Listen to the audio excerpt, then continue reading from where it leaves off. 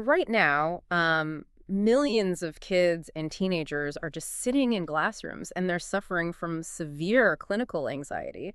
But, they aren't hyperventilating, Right. they aren't trembling in a corner or crying for help. Instead, they're perfectly finishing their homework.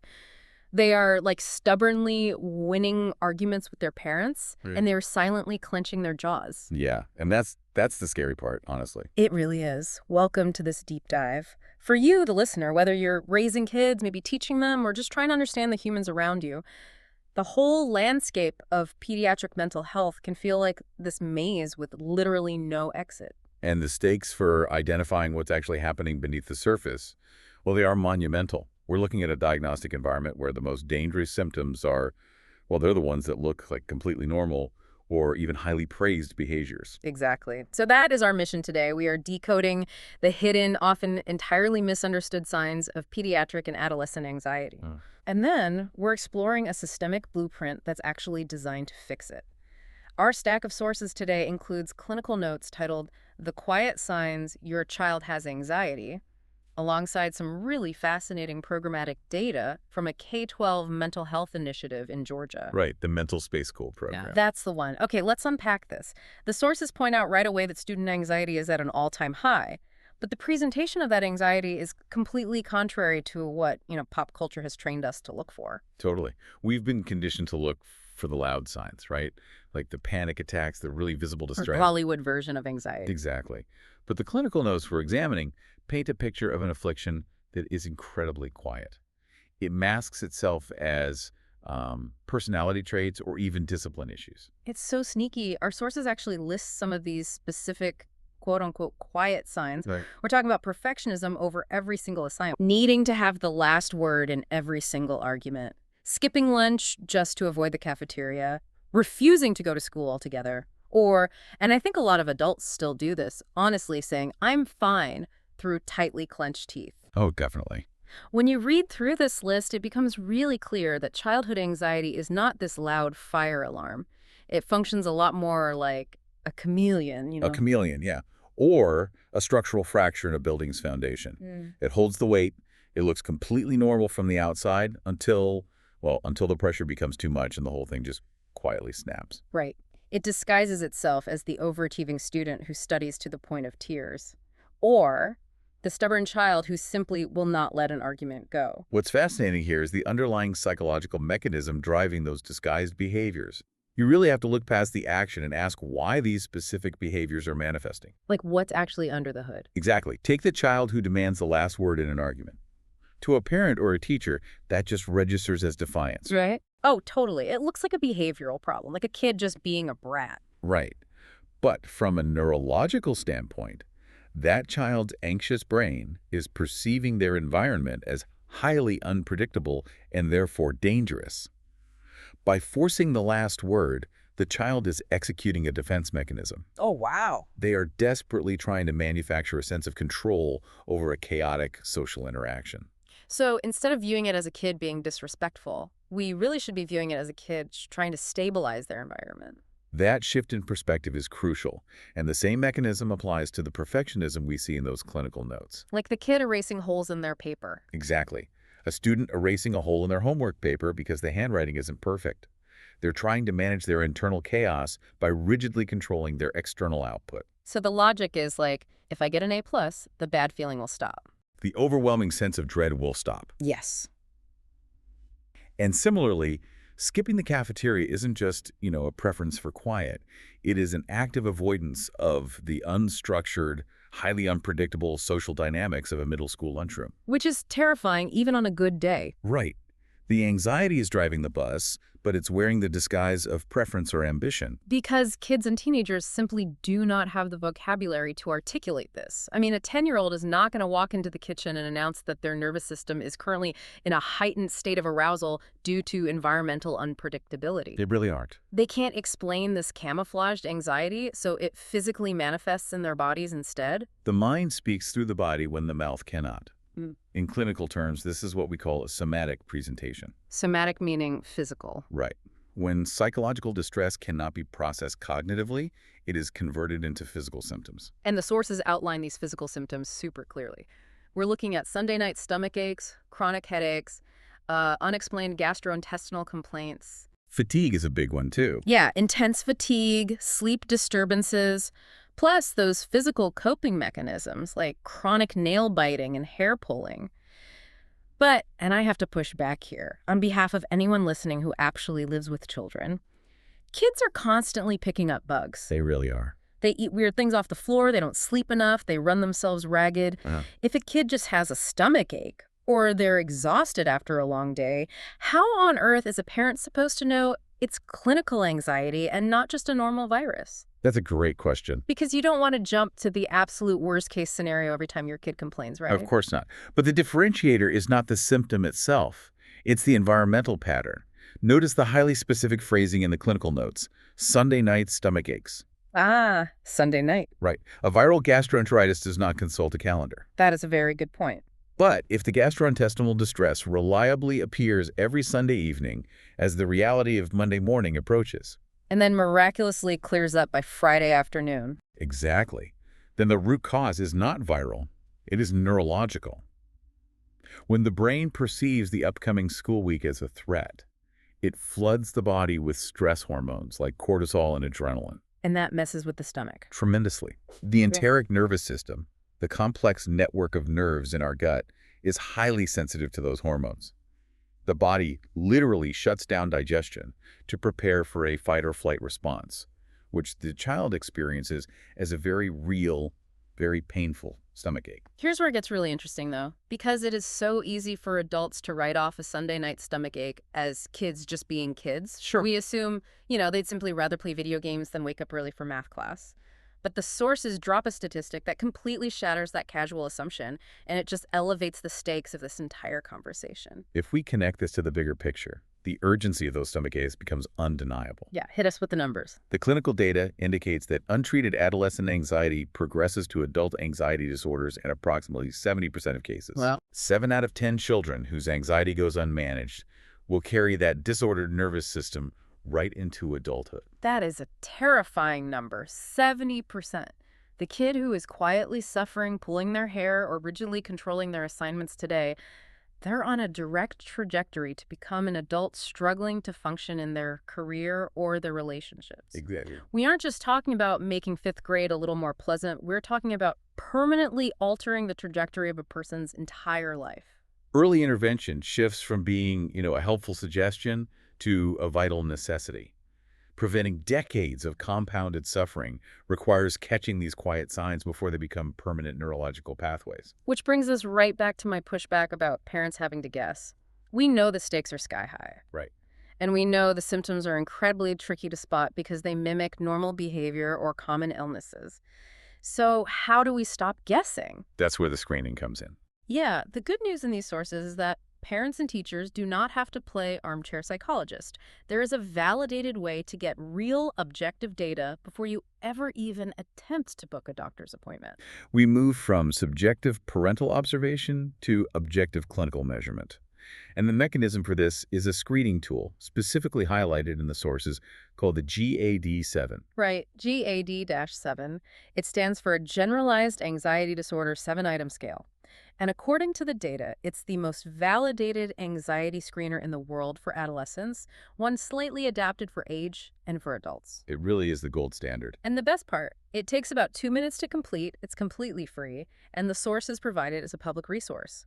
You can find it online at checkstherapy.com, a mental health test, without needing an email address or hitting some annoying paywall. The architectural brilliance of the GAD-7 is how it quantifies the qualitative experience of anxiety. What do you mean by that? Well, it doesn't ask vague questions like, are you stressed? Yeah. It asks the individual to rate the frequency of specific experiences over the past 2 weeks. Ah.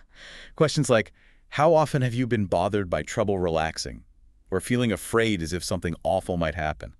By assigning a numerical value to the frequency of those feelings, it generates a concrete score. It's exactly like taking a child's temperature before you call the pediatrician. That's a perfect analogy. Because you would never call a doctor and just say, my kid feels kind of warm to the touch, maybe.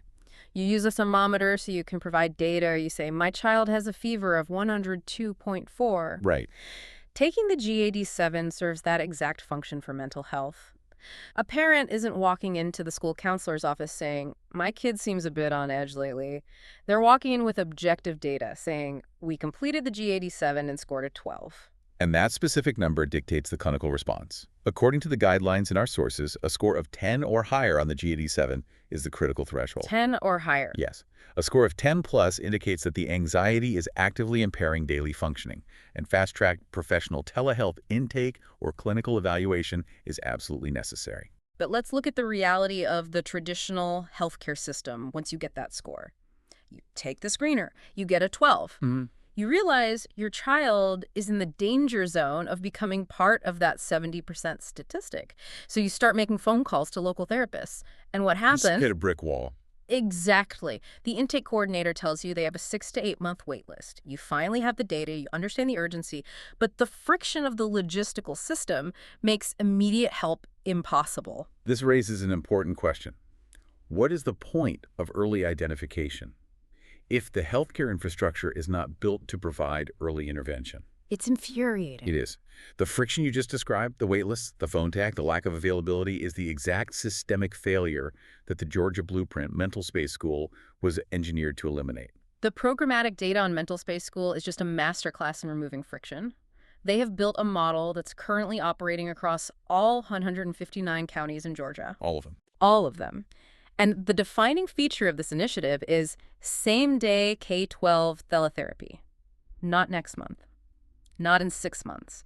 The same day a student needs help. To understand how profound that is, you really have to look at the mechanics of delivering care. By integrating the healthcare delivery mechanism directly into the school ecosystem, they bypass those traditional geographical and temporal barriers completely. Let's talk about how that actually works in practice, though, because I think people hear teletherapy in schools and they imagine a kid being handed an iPad in the middle of algebra class while everyone just watches. Oh yeah, that would never work. Obviously not.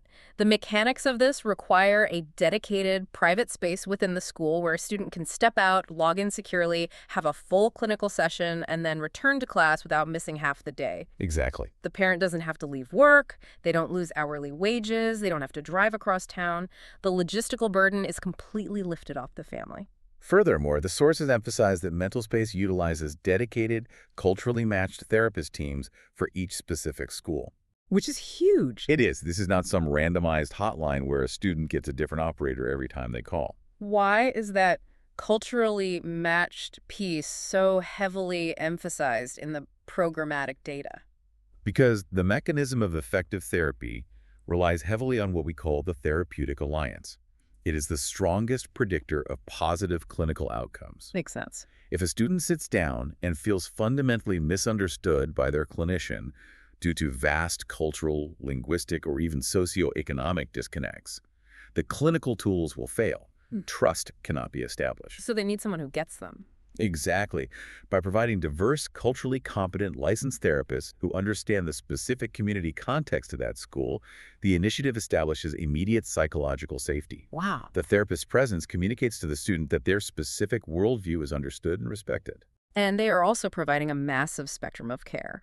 The services range from baseline anxiety management to crisis intervention, suicide and violence prevention, family counseling, and even staff wellness, which is a detail we definitely need to return to. Oh, absolutely. But first, we have to look at how they solve the most notoriously difficult barrier in American healthcare: insurance billing. The nightmare of billing. Seriously, trying to figure out what a therapist costs, who is in network, and how to file a claim is enough to induce a panic attack in anyone. The billing architecture of mental health care is arguably the highest hurdle for families, particularly marginalized families. It is an incredibly fragmented system. But MentalSpace School somehow figured out how to integrate almost every major commercial insurance provider alongside state-specific plans. The sources list BCBS, Cigna, Aetna, UHC, Humana, Peach State, CareSource, and Amerigroup. Quite the list. But the most vital detail in the sources is their approach to Medicaid. For students on Medicaid, the out-of-pocket cost for these therapy sessions is exactly $0. Removing the financial barrier for Medicaid recipients is the mechanical lever that achieves actual health equity. Yeah. Students living in poverty often experience the highest levels of systemic trauma and environmental unpredictability. Which we now know directly fuels severe anxiety. Exactly. Guaranteeing $0 access ensures that the most vulnerable populations have the exact same frictionless access to premium same-day care as affluent populations.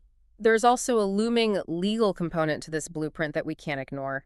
The sources mention that this entire system is fully HIPAA and FERPA compliant, Right. and that it provides support for the HB 268 compliance deadline coming up in July 2026.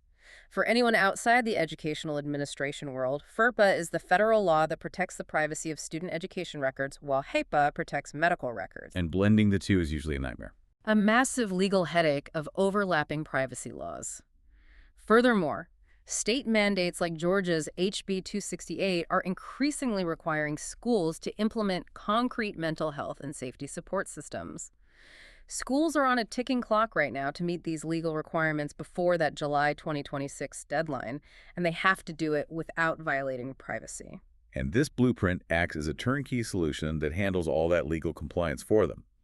It relieves the school district of the burden of building a compliant healthcare architecture from scratch. Which is such a relief for administrators. But, constructing a compliant, frictionless, same-day pipeline is entirely pointless if the therapy delivered at the end of that pipeline is ineffective. Right, none of the tech matters if the therapy doesn't work. The structural innovation only matters if the clinical application actually heals the patient. Well, let's look at the evidence-based outcomes provided in the sources, because they show that the therapy being delivered absolutely works.